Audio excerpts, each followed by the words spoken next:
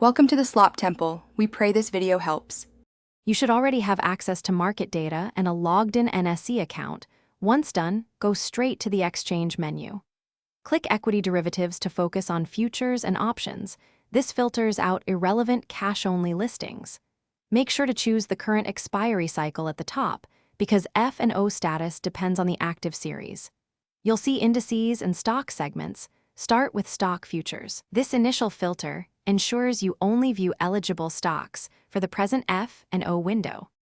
Once you're in the stock futures view, change the expiry to the active series and apply liquidity filters. Choose market cap and average daily volume thresholds to remove thinly traded names. Then sort by open interest or traded volume to surface the primary F&O constituents. These metrics show where participants concentrate. Make sure to cross-check with the exchange's official F&O list widget, if provided, because visibility can differ. By combining filters and sorting, you'll generate a practical, tradable universe rather than a theoretical long list.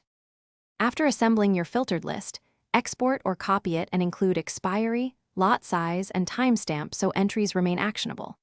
You should also verify margin requirements and tick lot sizes because those determine trade feasibility. Make adjustments to your watch list accordingly.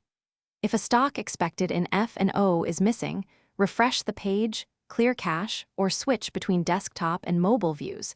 Sometimes UI caching hides recent changes. If issues persist, consult the exchange's announcements section to confirm eligibility updates before acting.